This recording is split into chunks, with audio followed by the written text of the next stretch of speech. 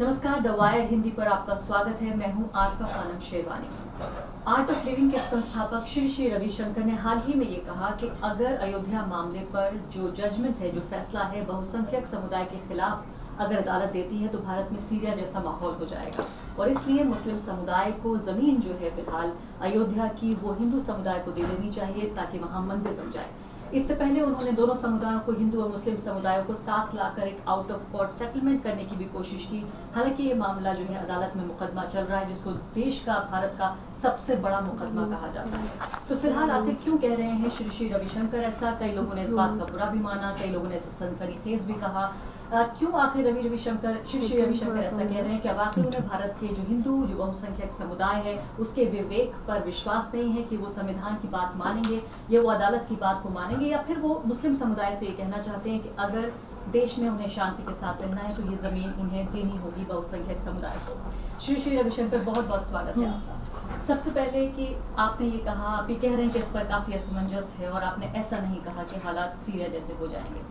क्यों कहा आपने कि हालात सीरिया जैसे हो जाएंगे? देखिए, हम सीरिया में काम कर रहे हैं जगह जगह, तो हमने ये नहीं कहा कि ये नहीं होगा तो ऐसा हो जाएगा। मैंने ये कहा कि सीरिया जैसे हालत कभी हिंदुस्तान में ना हो, ये तो प्रार्थना करते हैं। ये इसमें क्या गलती है? आपको ऐसा क्यों लगा कि हालात हो जाएंगे सीरिया जैसे? नहीं, किसी भी कॉन्फ्लिक्ट जो है, कॉन्फ्लिक्ट का जड़ ऐसे होता है। चाहे, मैंने ये नहीं कहा सिर्फ मंदिर ही बनेगा, मैंने कहा मस्जिद भी बने, मंदिर भी बने, दोनों समुदाय आपस में आए, एक लेन देन हो। देखिए, मैं ये नहीं चाहता एक कोर्ट के जरिए क्या होगा, एक की जीत होगी, किसी की हार होगी। कोर्ट में जो भी पक्ष जीतेगा वो लोगों के दिलों को नहीं जीत पाएगा, वहाँ पर दरार पड़ जाएगा। मैंने ये भी कहा कि मेरा मन है कि हर समुदाय एक साथ जश्न करे, ऐसा ना हो कि एक पक्ष जश्न करे, दूसरे मातम मनाए। आपको ये क्यों विश्वास है कि बहुसंख्यक समुदाय के पक्ष में ही फैसला आएगा? नहीं, मैं ये नहीं कर रहा हूँ कि इसमें ही आएगा या उधर ही आएगा। जो भी निर्णय आएगा, मान लीजिए मस्जिद के पक्ष में आएगा, वहाँ से रामलला की मूर्ति हटाने के आदेश आ जाएगी, मान लीजिए, क्या देश में शांति रहेगी? रहेगी क्या? तो यही बात मैं सामने कह रहा हूँ। मैं ये नहीं कर, देखिए हमारे आर्ट ऑफ लिविंग की संस्था, इसके फाउंडिंग मेंबर्स सुप्रीम कोर्ट के जस्टिस लोग थे। एक तरफ से justice VR. Krishnaiah, justice PN. Bhagwati, ये लोग रहे। आज तक हम ऐसा कोई भी कदम नहीं उठाए कानून, जिसमें कानून या किसी लॉ को हमने वायलेट किया हो या उनका अपमान किया हो, बिल्कुल नहीं। कोर्ट का जो भी होगा वो सर्वमान्य होगा, सभी लोग उसको स्वीकार करेंगे, मगर दिलों के भीतर जो दरार आ जाएगी समाज में, मैं वो नहीं चाहता। तो यानी श्री श्री रविशंकर, आप ये कह रहे हैं आपके लाखों फॉलोवर्स हैं या करोड़ों फॉलोवर्स ही मान लेते हैं, कई लोग कहते हैं कि आपके 30-35 करोड़ फॉलोवर हैं पूरी दुनिया में, यानी आप जो बात कहते हैं वो तमाम लोगों तक पहुंचती है। आपको नहीं लगता कि आप जैसे एक व्यक्ति को संविधान और कानून की बात समझानी चाहिए लोगों को कि जो भी फैसला आए आप उस पर अमल करें, बजाय इसके कि लोग वो ठीक है। नहीं मानेंगे? देखिए, हमें कुछ प्रैक्टिकल चीज़ें देखनी पड़ेगी, लोगों को समझाएंगे, वो तो करना ही पड़ेगा आपको, नो डाउट। वो समझाएंगे कब? जब आग भड़कने के बाद पानी तो डालना ही पड़ेगा। मेरा ये कोशिश है आग भड़के ही नहीं। आप ये सोचते हो आग कुछ नहीं भड़केगा, लोग अपने घर में बैठे स्वीकार कर लेंगे। इसमें मेरा अपना संशय है कि छोटी छोटी चीज़ों पे देखिए हमारे देश में कितना भड़क जाते हैं। आपके उस बयान के बाद कि आप अदालत के फैसले को प्रभावित करने की कोशिश कर रहे हैं या धमकी देने की कोशिश कर रहे हैं? ये बिल्कुल ही वाहियात है ये। मैं और धमकी, मैंने अपने जीवन में आज तक कभी नहीं ऐसा सोचा भी नहीं, सपने में भी नहीं कर सकता हूँ। मैंने परिस्थितियाँ सामने रखी। भाई, आप जा रहे हैं, इलेक्ट्रिसिटी बोर्ड का वहाँ वो ट्रांसफार्मर लगी है, उसके ऊपर डेंजर मार्क लिखा है, इसका मतलब थोड़ी ना इलेक्ट्रिसिटी बोर्ड दहशतगिरी फैला रही है। आप भाई, हम तो ये कह रहे हैं लोगों के आपस में जो वैरभाव ना उठे, जो मैं देख रहा हूँ दुनिया भर में, ऐसा ना उठे, इसी उद्देश्य से तो कर रहे हैं। दोनों पक्ष की जीत हो, इसीलिए हम काम कर रहे हैं। और दोनों पक्ष के कुछ लोग नहीं चाह रहे हैं ये बात, तो वो हमारी बात को उल्टा सीधा बोलने लगते हैं। नहीं, और मुझे ये भी आपसे जानना है कि बहुत सारे मेरे भी हिंदू दोस्त हैं, जाहिर इस देश में बहुसंख्यक हिंदू है, वो आपकी बात से सहमत नहीं है। वो ये नहीं समझते कि आप हिंदू समुदाय को रिप्रेजेंट करते हैं या उनका प्रतिनिधित्व करते हैं। आप ऐसा क्यों मानते हैं कि आपको ये लगता है कि हिंदू समुदाय के सेंटिमेंट्स ये हैं कि वो कोर्ट के जजमेंट को नहीं मानेंगे? ऐसा मैंने कभी नहीं बोला। कोर्ट के सेंटिमेंट तो मानेंगे लोग, मगर दिल में, उनके दिल में, उनकी भावनाओं में जो खटास होगी, वो गांव में दूसरे आदमी को देखते, दूसरे धर्म के लोगों को देखने से उनके दिल में दर्द नहीं होगी। यानी आप ये नहीं कह रहे हैं कि अदालत के फैसले को लोग नहीं मानेंगे, आपने ये नहीं कहा है? नहीं, देखिए, अदालत की फैसले को मनवाना पड़ेगा, जो लोग नहीं भी मानते हैं मनवाना पड़ेंगे, सरकार की जिम्मेदारी है। हाँ, जिम्मेदार, मगर क्या इससे हो पाएगा क्या, ये मेरा अपना डाउट है। अब देखिए, पद्मावती के लिए सरकार से आ गया है, मगर कितना मुश्किल हुआ उसको लोगों को समझाने में, मनवाने में। तो मैं ये कह रहा हूँ कि ये एक सुनहरा मौका है दोनों समुदाय को पास आने का, एक रिलेशनशिप सीमेंट करने का।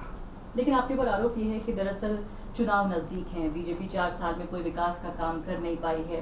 दरअसल मंदिर का मुद्दा छेड़कर उसे, जिसे कहते हैं अंग्रेजी में पॉट जो है वो उबलता रहे, पानी उबलता रहे, ये सब बेबुनियादी है। हिंदू वोट का ध्रुवीकरण करने की कोशिश है। आप इस अब करने कोशिश की क्या बात है इसमें? देखिए, ये इसमें बेबुनियादी है, ये इसमें कोई थुक नहीं है। मैं कभी इस तरह से बातें में नहीं पढ़ूंगा, ना आता हूँ। मेरा तो दुनिया भर में हमारा काम है लोगों का दिलों को जोड़ने का है, तनाव से मुक्त करना। या नहीं? अगर मंदिर मुद्दे पे हम बात करते रहेंगे तो क्या आप जाने, होगा या ये तो आप जाने। क्या इससे बीजेपी को फायदा नहीं होगा? होगा कि नहीं होगा, ये आप जाने। क्या बीजेपी से देखिए, सियासी बातों को आप, सियासी बातों में आप मेरे को छेड़ के मत फंसाओ। मेरा मतलब यह है कि दोनों समुदाय के मजहबी लोग बैठे, इसमें हमारे मीटिंग में कोई पॉलिटिशियन कहीं के भी नहीं थे। मजहबी लोगों से बैठ के हम ये देख रहे थे कि ये संभव भी है क्या, कोर्ट के बाहर समाधान संभव भी है क्या, संभव है क्या, इसी पर विचार कर रहे हैं। इसमें क्या क्या हो सकता है, हम क्या करें जिसमें दिलों में दरार ना पड़े, लोगों के दिलों में भी जो एक देश की एकता, अखंडता ये बनाए रहे, दोनों का सम्मान बना रहे। समझ गए आपकी बात। आप ये कह रहे हैं कि ये आस्था का विषय है, मान लेते हैं आपकी बात, लेकिन अदालत ये कहती है कि टाइटल सूट है, ये सिर्फ एक जायदाद का मसला है, जमीन का मसला है। क्या आपको नहीं लगता कि अदालत का जो विवेक है वो ठीक है? क्योंकि अदालत ने ये नहीं कहा कि ये मुकदमा फेथ पे लड़ा जा रहा है, आप इससे फेथ का मुद्दा क्यों बनाना चाहते हैं? अदालत कहती है ये जायदाद का मुद्दा है। अदालत तो जो भी करेगी, मगर आप ये समझते हो रामलाला का मंदिर, वहाँ जो रामलाला बैठे, ये सिर्फ जमीन का है, ये फेथ नहीं है उसमें। लेकिन अदालत नहीं मानती। नहीं, आप क्या मानते हैं? अदालत नहीं मानती, मैं अदालत की बात मानती हूँ। नहीं, अदालत की आप बात मानिए, आप और हम मानेंगे अदालत की बात। क्या आप इसको निष्कासित कर देंगे? वो फेथ का मामला नहीं है। लेकिन देश फेथ पे चलेगा, देखिए, इमोशन पे चलेगा या संविधान पे चलेगा? आप बताइए मुझे। देखिए, संविधान पर तो चलता ही है, मगर इमोशन को आप इग्नोर कर सकते। सुप्रीम कोर्ट ने खुद कहा है ये फेथ का मामला है, दोनों पक्ष मिलके बैठ के आपसी बातचीत से इसका हल करना चाहिए। आप उसको क्यों नहीं मानते? संविधान, सुप्रीम कोर्ट के आदेश है ये, तो आप लोग कोर्ट से बाहर इसका फैसला करो। आप उस बात को क्यों नहीं मानते हो?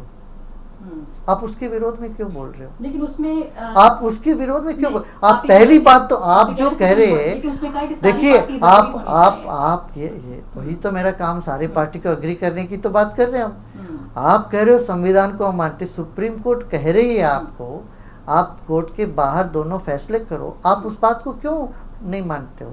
आप बोल रहे हो कि मैं सुप्रीम कोर्ट की बात नहीं मान रहा, ये गलत है। सारी पार्टियों को, हाँ, इसीलिए मैं सारी पार्टी से बात कर, देखिए सभी लोग, इसीलिए हमसे दोनों पक्ष में लोग नाराज हैं। हिंदू पक्ष ये कह रही है ये तो मानेंगे नहीं, आप क्यों बात कर रहे हैं? और मुसलमान पक्ष समझती है मैं तो हिंदू पक्ष के लिए बोल रहा हूँ। मैं ये कह रहा हूँ देश के हित के लिए मैं बात कर रहा हूँ, सबका सौहार्द के लिए मैं चिंता करता हूँ। आने वाले सदियों तक इस समस्या का समाधान कुछ हो जाए, इसलिए हमारा प्रयास है। ये प्रयास ही है। ये प्रयास करना बुरा है क्या? ठीक है। सुप्रीम कोर्ट के आदेश है कि कोर्ट के बाहर से आप इसका सलटाओ, इसका सुलझाओ। एक बार जस्टिस खैर ने एक बार इस ये बात कहा, ये इस पर काम करना गलत है क्या? जुल्म है क्या? सारी पार्टियां बताइए। हाँ। इसमें जुल्म है काम करना? नहीं है ना? बस आखिरी सवाल आपसे मैं पूछना चाहती हूँ, आखिरी सवाल। हाँ। सवाल ये है कि क्या आप ये मानते हैं कि जो मस्जिद को ढाया गया, क्या वो एक जुर्म था? देखिए, वो तो कोर्ट डिसाइड करेगी। जो भी जिसने भी किया उसका जो पनिशमेंट देना वो देंगे। मिलना चाहिए। तो आपको ये नहीं लगता कि पहले जो शुरुआत होनी चाहिए दरअसल वो इससे होनी चाहिए कि जिन लोगों ने मस्जिद ढाई, देखिए पहले उनको पनिशमेंट मिलना चाहिए? देखिए, ये हम पास हिस्ट्री में जाएंगे, वो कोर्ट को क्या करना चाहिए क्या नहीं करना चाहिए, ये बोलने के लिए हमारा कोई औकात नहीं। और आपको लगता है कि एक मुझे मस्जिद ये को है, ऐसा होकर- मुझे एक ही है कि दोनों पक्ष सौहार्द से रहे, नहीं, प्रेम नियत से आपकी अच्छी रहे, है, नियत अच्छी है, लेकिन होना कैसे चाहिए? मसला तो यहाँ बातचीत के जरिए, बातचीत के जरिए, समझ के जरिए। एक मंदिर पे बात नहीं रुकेगी।